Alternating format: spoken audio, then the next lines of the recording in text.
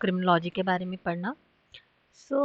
यहाँ पर आज इस पीपीटी पे हम क्या क्या डिस्कस करने वाले हैं, इसका इंट्रोडक्शन पार्ट कवर करने वाले हैं। मेजर प्रोपाउंडर्स कौन हैं इस स्कूल के, मेजर कॉन्सेप्ट्स क्या हैं, क्या क्या थ्योरीज जो इससे इमर्ज होकर आई हैं उन थ्योरीज के बारे में पढ़ेंगे।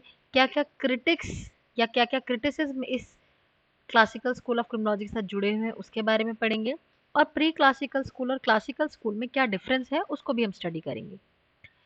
तो इंट्रोडक्शन पार्ट की बात करते हैं तो ये classical school of criminology start हुआ 18th सेंचुरी में और इसने कम्प्लीटली डेमोनिज्म थ्योरी को रिजेक्ट कर दिया। डेमोनिज्म थ्योरी क्या कहती है कि अगर हम प्री क्लासिकल स्कूल की बात करें तो वहाँ पर ऐसा माना जाता था कि कोई भी पर्सन क्राइम अपनी मर्जी से नहीं करता है, उसके ऊपर कोई सुपर नेचुरल फोर्स है या फिर कोई डेमन है जो उससे वो काम करवा रहा है, कोई ऐसी स्पिरिट है जो उससे वो काम करवा रही है। तो इस स्कूल के जो प्रोपाउंडर्स उन्होंने बोला कि बिल्कुल नहीं, ये बात बिल्कुल गलत है। तो ये डेमोनिज्म थ्योरी जो बिल्कुल गलत है। इन्होंने एक कॉन्सेप्ट निकाला फ्री विल का। फ्री विल क्या कहता है कि दैट बिहेवियर इज पर्पसिव, कि हमेशा कोई भी पर्सन अगर कोई एक्शन करने के लिए चूज करता है, when human being chooses those action only that give pleasure and avoid those that bring pain. वो ह्यूमन बीइंग उन्हीं एक्शंस को चूज करेगा जो उसे प्लेजर देती हैं और उनको अवॉइड करेगा जो उसे पेन देती हैं। तो ये कम्प्लीटली ये बिहेवियर जो होता है वो पर्सन का वो पर्पसिव होता है, and is based on hedonism. तो ये फ्री विल कहता है। इसी बात पर और जब हम बात करते हैं प्री क्लासिकल स्कूल की तो वहाँ हमने देखा कि कोई लॉज नहीं थे प्रॉपर, कोई भी कुछ किसी भी तरीके की पनिशमेंट दे रहा था किसी भी ऑफेंसेस में। सो ये जो स्कूल था इसने कहा कि that laws can only laws can prescribe punishment, the laws apply, the law should apply equally to all people and so punishment should be same for all the people regardless of their power and status. So that punishment should be swift, severe and certain and it should fit the crime.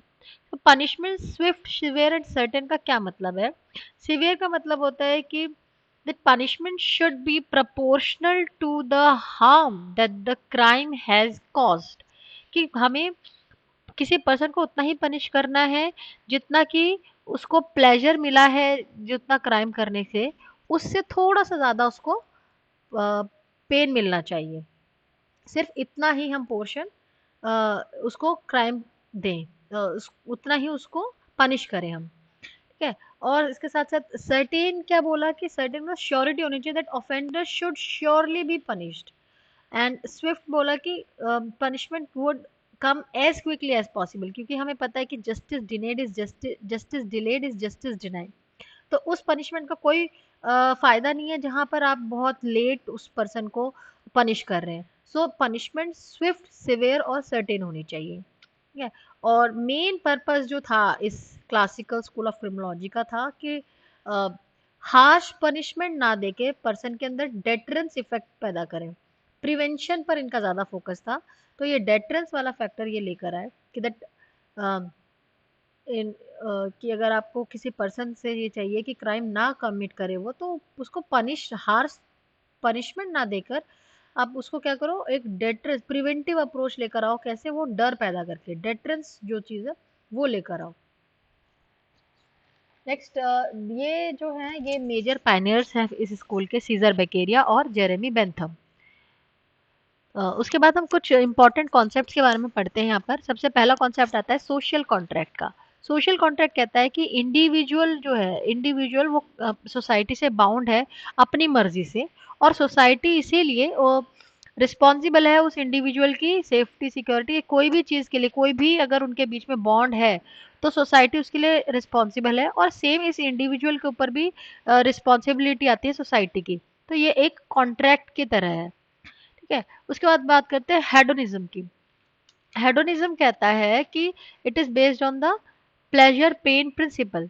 Pleasure pain principle क्या कहता है कि people act in ways that maximize pleasure and minimize pain. लोग उन्हीं कामों को करना पसंद करेंगे, उस काम को उस तरीके से करना पसंद करेंगे जहां पर उनको प्लेजर ज्यादा से ज्यादा मिले और पेन कम से कम मिले। ठीक है। उसके बाद आता है यूटिलिटेरियनिज्म का कॉन्सेप्ट आता है। It is the greatest amount of good for the greatest number, मतलब it is based on a principle, philosophical principle that an action is morally right if it produces a greater quantity of good or happiness than any other possible action.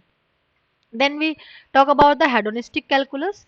It is an algorithm for calculating the degree or amount of pleasure that a specific action is likely to cause. कि हम calculate कर रहे हैं, calculus में calculate कर रहे हैं कि कितना amount of pleasure उस एक्शन को करने के बाद मिलेगा और कितना हार्म जो है उस एक्शन को करने के बाद मिलेगा, ये कैलकुलेट करने के बाद ही उस एक्शन को किया जाता है, तो इसे हेडोनिस्टिक कैलकुलस कहा जाता है। सीजर बकेरिया को फादर ऑफ क्लासिकल क्रिमिनोलॉजी या फिर फादर ऑफ क्रिमिनोलॉजी भी कहा जाता है। ऐसा क्यों? क्योंकि ही वाज द फन जिसने ये जो बेतुकी बातें थी कि डेमन के पोजीशन में पर्सन काम कर रहा है या फिर कोई क्राइम कमिट कर रहा है, तो उसको उन्होंने कंप्लीटली रिजेक्ट किया और उन्होंने जो फ्री विल का कॉन्सेप्ट लेके आए वो थोड़ा लॉजिकल था। तो एक ये शुरुआत हुई है चीज़ों की, एटलीस्ट चीज़ों को समझना शुरू हुआ करा गया है। तो यहाँ पर जो इसलिए इन्हें फादर ऑफ क्लासिकल क्रिमिनोलॉजी या फिर फादर ऑफ क्रिमिनोलॉजी कहा गया है। He wrote an essay on crime and punishment, उन्होंने एसे लिखा ऑन क्राइम एंड पनिशमेंट जिसका इटैलिक नेम है डी डेलाइटे डेले पिने, डी डेलाइटे डेले पिने, जो कि ईयर 1764 में ये ऐसे को इन्होंने लिखा। इसके साथ साथ इन्होंने बताया कि हेडोनिज्म का कॉन्सेप्ट जो है वो ये लेकर आए कि अभी मैंने आपको पिछली स्लाइड में आपको हेडोनिज्म का कॉन्सेप्ट क्लियर किया कि that seeking pleasure and avoiding pain. And furthermore उन्होंने कहा कि punishment should fit the crime, punishment ऐसी होनी चाहिए कि जितना प्लेजर उसको वो क्राइम करके मिला है उससे थोड़ा सा उसको पेन मिलना चाहिए। He was completely against the death penalty. In his view the state does not have right to repay violence with more violence, कि एक तो वायलेंस ऑलरेडी हुआ है और आप वापस से उस चीज को रीपे कर रहे हो और ज्यादा वायलेंस करके। तो डेथ पेनल्टी जो है क्या है, मोमेंट्री होता है कि किसी को अगर डेथ पेनल्टी दे दो तो वो उसी वक्त मर जाता है ना, तो इट इज नॉट लास्टिंग। तो जो प्रिवेंशन का जो इनका मोटिव था वो नहीं हो पाएगा।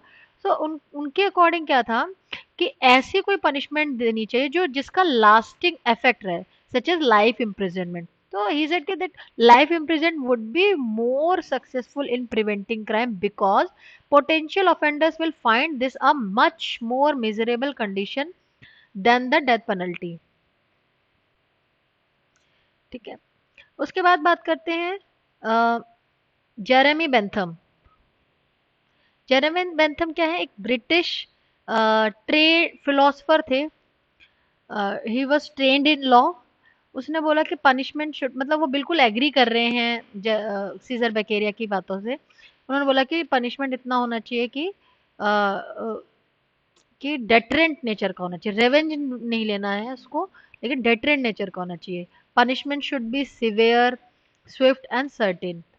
पनिशमेंट इतना ज्यादा, इतना सा ही ज्यादा होना चाहिए सिर्फ कि उसने जो एक्ट को करने का जो प्लेजर उसको मिला है उससे बस थोड़ा सा ज्यादा उसको पनिशमेंट मिलना चाहिए। इसके साथ साथ उन्होंने एक पेनॉप्टिकॉन प्रिजन का कॉन्सेप्ट निकाला। पेनॉप्टिकॉन क्या होता है कि it is a type of institutional building and a system of control designed by him in 18th century.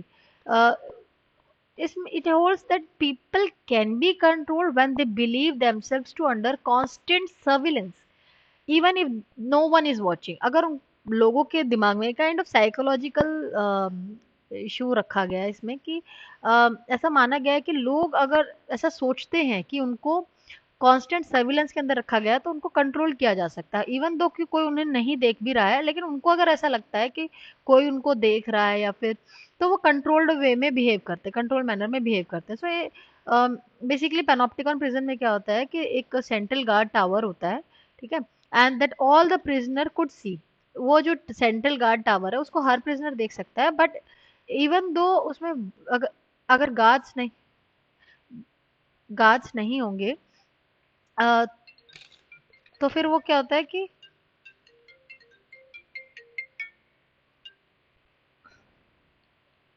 तो अगर उसमें गार्ड्स नहीं होंगे तो भी वो उनको ऐसा लगेगा कि उन्हें कोई देख रहा है, तो वो एक कंट्रोल्ड वे में बिहेव करेंगे। उसके बाद आता है यूटिलिटेरियनिज्म का कॉन्सेप्ट। मैंने आपको बता दिया कि greatest amount of good for the greatest number. ये एक पेनॉप्टिकॉन है। प्रिजन है जहाँ पर ये सेंट्रल टावर है, और आसपास ये जो पूरा इसका सर्कुलर में क्या है, ये सेंट्रल प्रिजन बना हुआ है जहाँ से प्रिजनर्स तो देख सकते हैं कि कोई इन्हें मॉनिटर कर रहा है रेगुलरली, कॉन्स्टेंटली इन्हें कोई मॉनिटर कर रहा है, बट यहाँ पर गार्ड्स हैं या नहीं ये इनको नहीं दिखाई दे रहा है। सो उसके बाद बात करते हैं कि कौन सी 3 थ्योरीज हैं जो इसके साथ एसोसिएटेड हैं। तो मेन है rational choice theory, routine activity theory and situational choice theory. तो रैशनल चॉइस थ्योरी कहती है कि crime is a result of conscious choice. Person क्या है, पूरा कैलकुलेट करता है कि क्या उसको उसमें एडवांटेजेस मिलने वाले हैं, क्या इसके साथ क्या क्या लॉस होने वाला है, वो पूरा कैलकुलेट करने के बाद वो अपनी फ्री विल से उस एक्शन को करना करता है। तो ये रैशनल चॉइस थ्योरी इसी पर बेस्ड है। उसका आता है routine activity theory. Routine activity theory के मेनली 3 एलिमेंट्स होते हैं। एक होता है मोटिवेटेड ऑफेंडर, और एक होता है अट्रैक्टिव टारगेट, और दूसरा होता है lack of capable guardian. So अगर all of these must come together in order for criminal activity to be realized. Next is situational choice theory. So situational choice theory में क्या होता है कि if more opportunities will come, then it will lead to more crime. It means that easier one attracts more offenders, and to prevent the crime one should increase the risk of crime and reduce the rewards. यानी कि इसका मतलब क्या कह रहा है कि अगर आपके पास अपॉर्चुनिटीज ज्यादा होंगी ना, सिचुएशन ऐसी बनी है कि आप क्राइम को कमिट कर सकते हैं, तो वो ऑफेंडर को ज्यादा अट्रैक्ट करेगा। उसको इसको प्रिवेंट करने के लिए क्या कर सकते हैं हम लोग, क्राइम को करने का रिस्क बढ़ा दें और रिवॉर्ड्स को कम कर दें, तो क्राइम को रोका जा सकता है। क्या क्या क्रिटिसिज्म इस थ्योरी को देखने को मिली, इस स्कूल ऑफ क्रिमिनोलॉजी को देखने मिली कि पहला तो यहाँ पर क्या है, फ्री विल को इन्होंने मान लिया कि हर पर्सन जो है अपनी फ्री विल से करता है। स्टेट ऑफ माइंड नहीं देख रहे हैं पर्सन का ना, कि हो सकता है वो मेंटली इल है या फिर इंटॉक्सिकेटेड है। ठीक है, उन्होंने बोला कि सब फ्री विल से करता है, अपनी मर्जी से कर रहे हैं। ठीक है, रैशनैलिटी वाला कॉन्सेप्ट, फ्री विल वाला कॉन्सेप्ट, ये सारी यही बातें करता है। उसके बाद ये बोला कि क्रिमिनल मोटिवेशन का एक्सप्लेनेशन नहीं, डीपर एक्सप्लेनेशन नहीं है, कोई साइंटिफिक एक्सप्लेनेशन नहीं है। फर्स्ट टाइम ऑफेंडर को भी वैसे ही ट्रीट किया जा रहा है जैसे हैबिचुअल ऑफेंडर को ट्रीट किया जा रहा है, यंग ऑफेंडर्स को भी वैसे ही ट्रीट किया जा रहा है, तो कोई उसके बीच में डिफ्रेंशिएशन नहीं है। स्टेट ऑफ माइंड को कंसिडर नहीं करे। तो ये सारे क्रिटिसिज्म जो है क्लासिकल स्कूल ऑफ क्रिमिनोलॉजी में देखने को मिले। ये बात करते हैं हम क्या क्या डिफरेंस है प्री क्लासिकल स्कूल और क्लासिकल स्कूल ऑफ क्रिमिनोलॉजी में। आप जैसे प्री क्लासिकल स्कूल जो है 17 सेंचुरी से 18 सेंचुरी, मतलब 17 सेंचुरी के लास्ट से और 18 सेंचुरी के बिगिनिंग तक ये पीरियड रहा, और classical school of criminology basically 18 century में एस्टेब्लिश हुआ। इसके बाद main proponents pre classical school के सेंट थॉमस एक्विनस थे, क्योंकि उस टाइम पे बहुत रिलीजियस एनवायरनमेंट था, तो सेंट ही जो है प्रोपाउंडर्स हुआ करते थे। और क्लासिकल स्कूल ऑफ क्रिमिनोलॉजी के जो मेजर प्रोपाउंडर्स हैं वो सीजर बेकेरे एंड जेरेमी बेंथम हैं। सो प्री क्लासिकल स्कूल का जो प्रिंसिपल है वो बेस्ड ऑन डेमोनोलॉजी है ना, और क्लासिकल स्कूल ऑफ क्रिमिनोलॉजी जो है नेचुरलिस्टिक थ्योरी ऑफ क्रिमिनोलॉजी पर बिलीव करता है। Pre classical school of criminology क्या मानती है कि कुछ एक्सटर्नल फोर्स है जो पर्सन को क्राइम करने के लिए मोटिवेट कर रही है, but classical school of criminology कहती है कि ये फ्री विल है, पर्सन अपनी मर्जी से क्राइम कर रहा है। पनिशमेंट प्री क्लासिकल स्कूल की बात करें तो वो क्या कहता है कि जो है वो ब्रुटल होते हैं, हार्श होते हैं, ओडील्स होती थी। ठीक है, क्लासिकल स्कूल ऑफ क्रिमिनोलॉजी क्या कहता है कि पनिशमेंट स्विफ्ट, सर्टेन और सिवियर होने चाहिए। सो ये जो है मेजर डिफरेंसेस थे प्री क्लासिकल स्कूल और क्लासिकल स्कूल के। So thanks. If you like this video give it a big thumbs up, और अगर इससे रिलेटेड कोई भी क्वेरीज हैं तो आप मुझे नीचे कमेंट बॉक्स पर बता सकते हैं।